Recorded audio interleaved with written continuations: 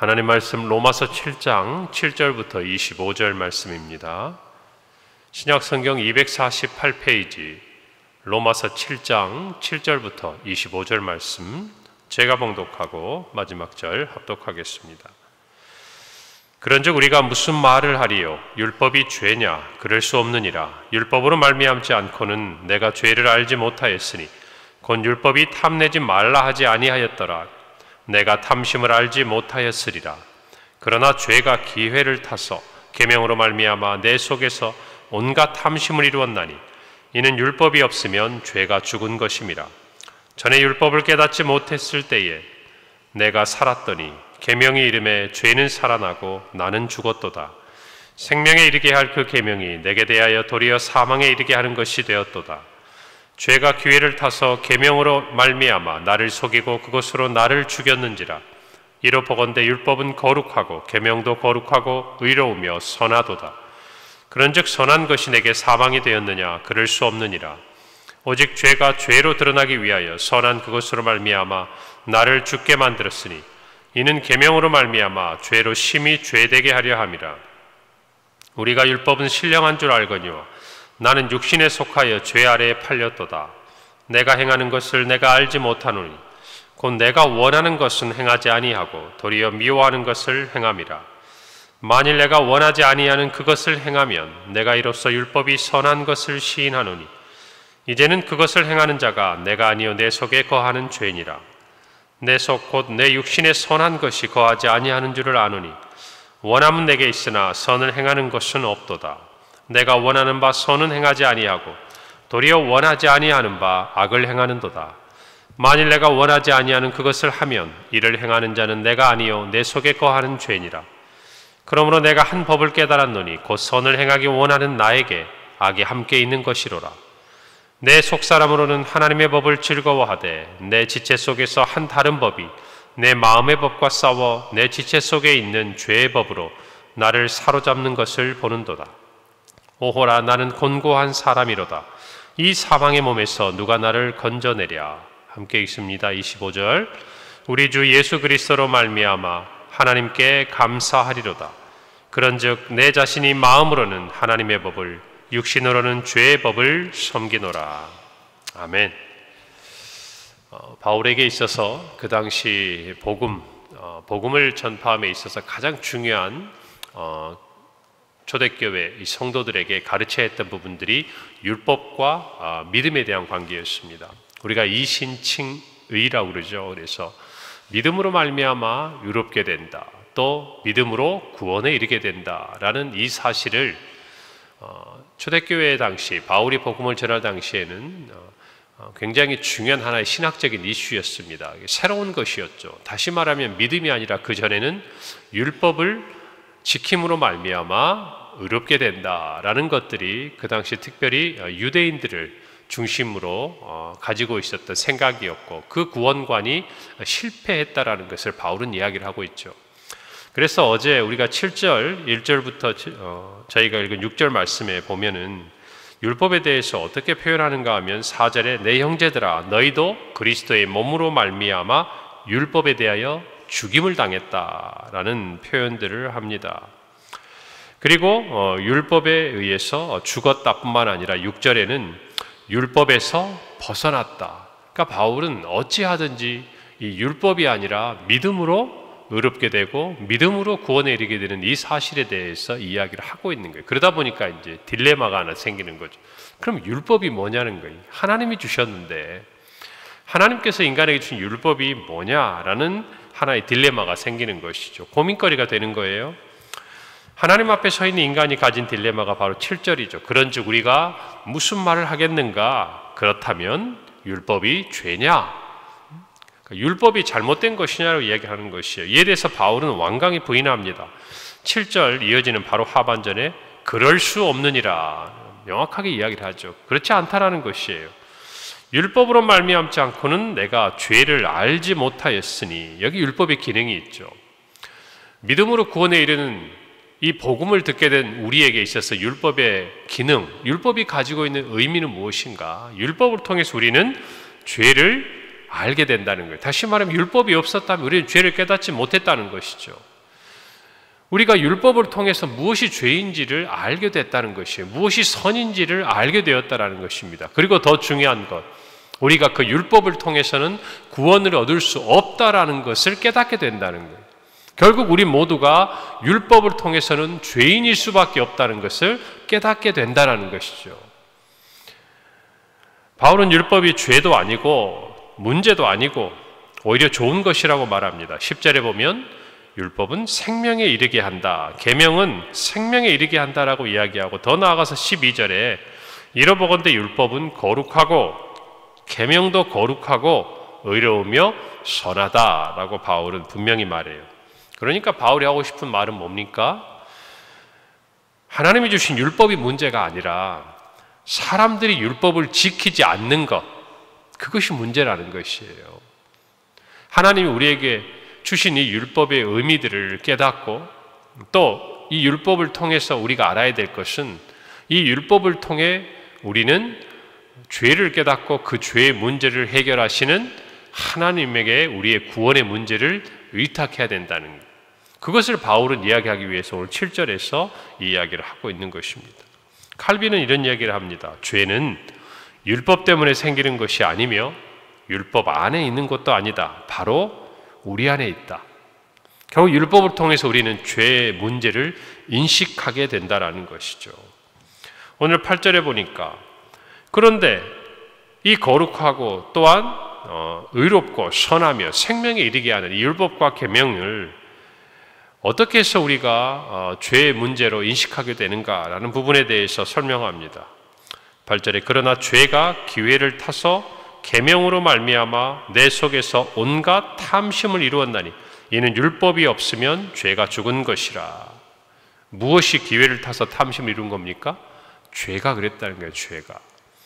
그래서 계명으로 말미암아 내 속에서 온갖 탐심을 이루었다라는 이 표현 속에서 탐심이 사람의 마음속에 이미 잠재해 있다라는 것이에요. 인간 내부에 있는 이 탐심이 죄의 요구를 따라 율법을 교묘하게 기회를 타서 온갖 탐심을 이룬다는 것이에요. 이 말은 끝없이 유발되는 죄로 말미암아서 인간은 도무지 스스로를 구원할 수 있는 길을 찾을 수가 없다라는 것입니다.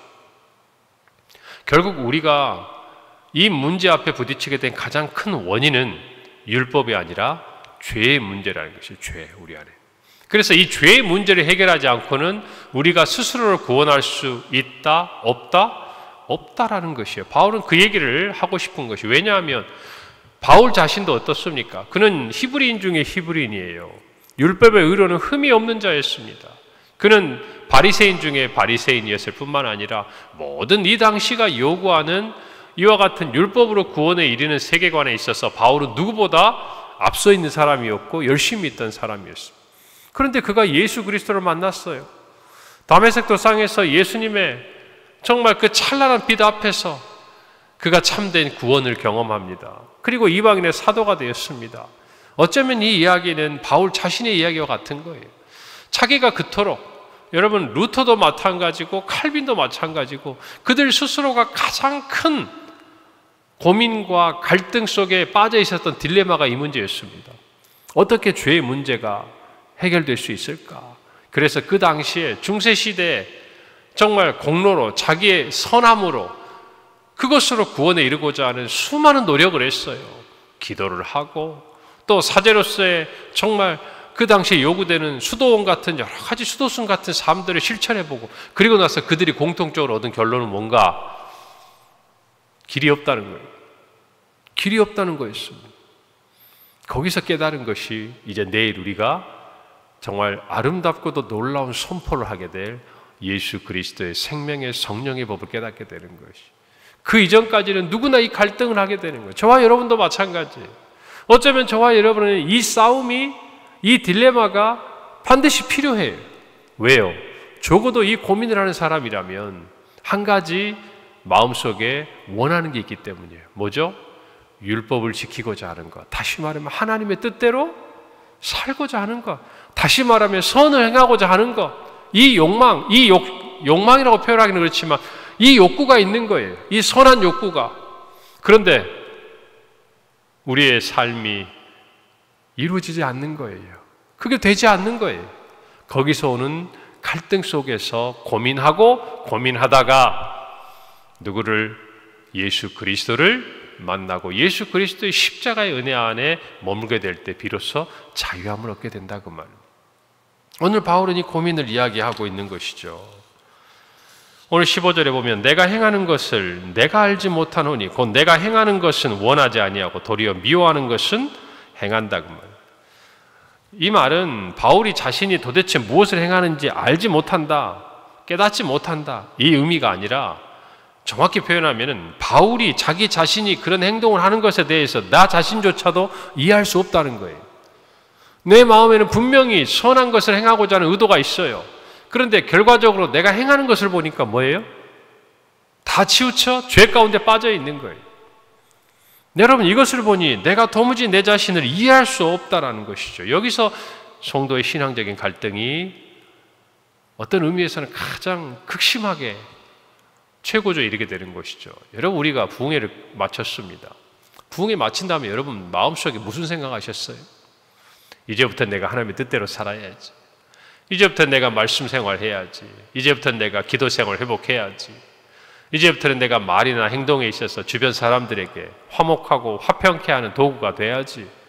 예전에 내가 끊어내지 못했던 세상의 욕망이나 내가 세상의 쾌락들이 있었다면 이제는 끊어야지. 이젠 게으름에서 벗어나서 하나님의 열심을 내야지. 이 생각 하셨죠? 은혜를 받으면 당연히 그 생각을 합니다. 자, 그런데 얼마 지나지 않는 시간을 돌아볼 때 우리 어떻습니까? 여러분, 정말 은혜 받을 때 여러분이 가졌던 생각이 진짜 여러분이 원했던 거 아닙니까?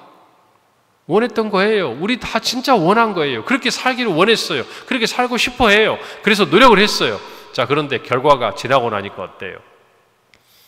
물론 그렇게 잘 하시는 분도 있을 거예요. 그러나 많은 경우는 어때요? 처음에 그 생각들이 무너져 내립니다. 누가 시킨 것도 아니에요. 여러분이 하겠다고 그런 거예요. 그렇게 하고 싶어 했어요. 그런데 여러분 스스로가 그걸 지키지 못하고 있어요. 이해가 됩니까? 누가 시킨 거라면 이해가 되죠. 하다가 지치고 내 생각이 아니었다고. 그런데 누가 시키지도 않고 여러분 스스로가 은혜를 받아서 그렇게 하기를 원했는데 안 되는 거예요. 그러니 여러분 자신을 여러분 스스로도 이해할 수가 없는 것이죠. 여러분, 바울은 이와 같은 우리의 마음을 지금 대변하고 있는 것입니다. 오늘 16, 17절에 보니까 만일 내가 원하지 아니하는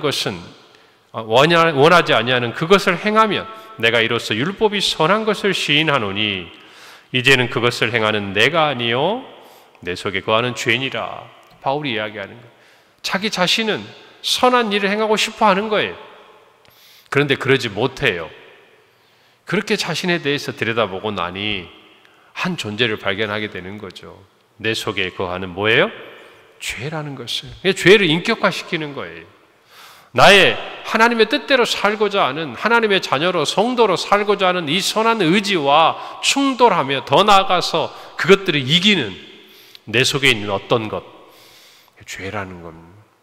죄에 대해서 통렬하게 깨닫고 어떤 의미에서 탄식하고 있는 것이죠. 여러분, 내가 율법을 지키기 위해서 선한 것, 그것들을 행하고자 합니다. 그런데 못해요. 그것이 죄예요. 그러니까 바울은 이야기하는 거예요. 그러므로 율법은 선한 것이다. 왜? 우리가 죄 가운데 있는 우리가 그것을 지키지 못하는 거 보니, 우리가 그것대로 행하지 못하는 걸 보니 율법이란 악한 게 아니고 어떤 거예요? 도리어 선한 것이라는 증거가 아니냐. 이 얘기를 하고 있는 것이죠. 그러면서 율법의 문제가 아니라 죄의 문제라는 것을 이야기하고 있는 것입니다. 20절에도 보면 다시 한번 반복하죠. 만일 내가 원하지 아니하는 그것을 하면 이를 행하는 자는 내가 아니요 내 속에 거하는 뭐다? 죄다. 여러분, 그런데 우리가 이렇게 생각하면 나는 아무 문제가 없을 것 같잖아요. 모든 건 다 죄의 문제일 것 같잖아요. 아니라는 거예요. 그것이 내 속에 존재하고 있다는 거예요. 바울은 깨닫습니다. 21절에 그러므로 내가 한 법을 깨달았노니 곧 선을 행하기 원하는 나에게 무엇이 함께 있다? 악이 함께 있다. 우리 안에는 선을 행하기 원하는 나, 하나님의 뜻대로 순종하기를 원하는 나, 그 존재만 있는 것이 아니라 무엇도 함께 있다? 악이 함께 있다. 최초의 인류 아담이 하나님 앞에 범죄함으로 말미암아 우리 안에 있는 원죄, 그 악이 우리 안에 이미 자리 잡고 있다는 거예요. 그래서 우리의 선한 의도조차도 기회를 타서 탐심을 채우는 것으로 바꿔버리는 거예요. 이 존재를 알지 못하고서는 우리가 이 딜레마를 해결할 수 없다라는 것이죠. 그래서 바울은 분명하게 이야기하고 있는 거예요.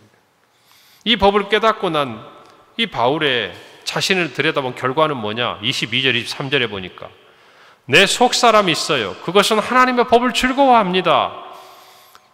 그런데 내 지체 속에 한 다른 법이 있어요. 그것이 내 마음의 법과 싸웁니다. 내 지체 속에 있는 죄의 법으로 나를 사로잡아가는 거예요. 지는 거예요. 이기지를 못하는 거예요.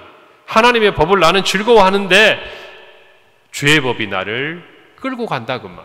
이기지 못하는 거예요. 그것이 인간이 가지고 있는 존재론적인 질문이라는 것이죠.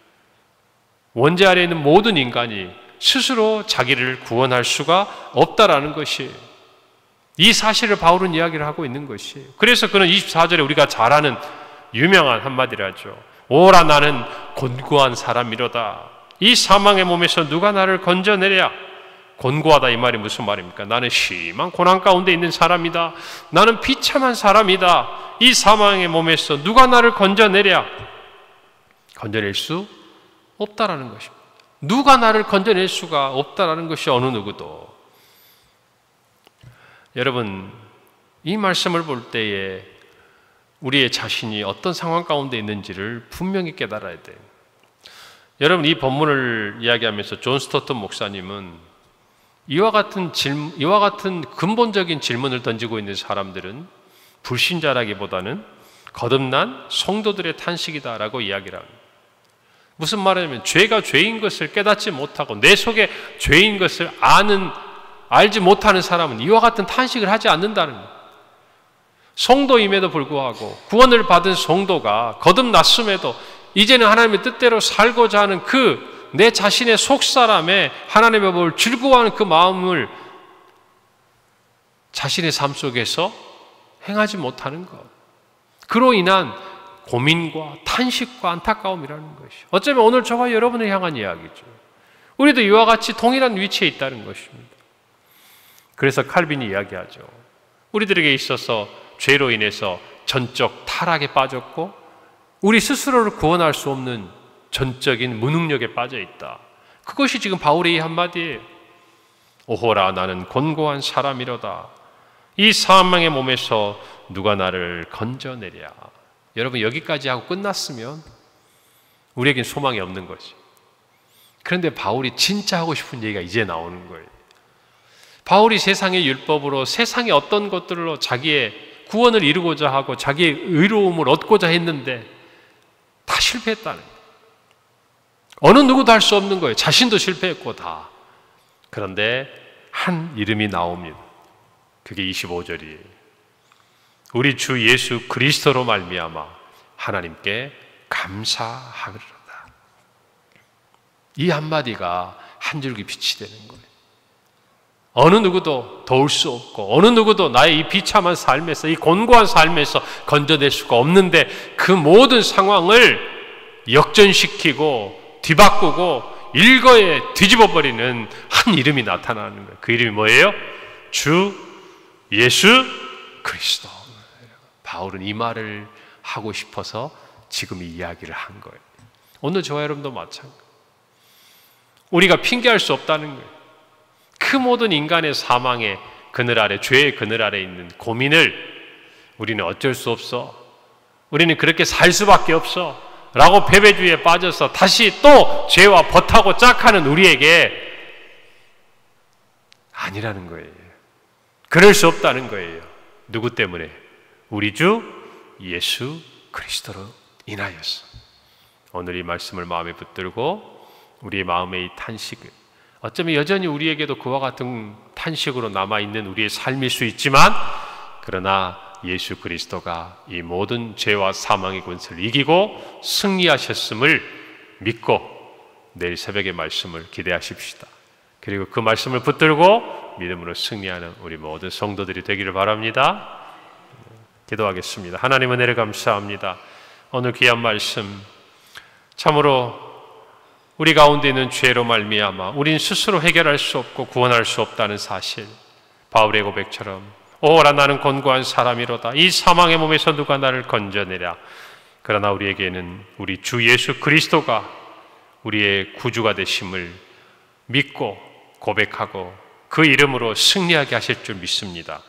우리 성도들의 오늘 하루가 주님과 동행하는 승리의 한 날이 되게 하여 주옵소서. 예수님 이름으로 기도합니다. 아멘. 승희자 권사님, 하나님 감사합니다. 이양호 집사님, 정춘자 권사님, 르호봇 감사합니다. 권재욱, 박정옥, 권상현, 하나님 앞에 감사의 예물 드립니다.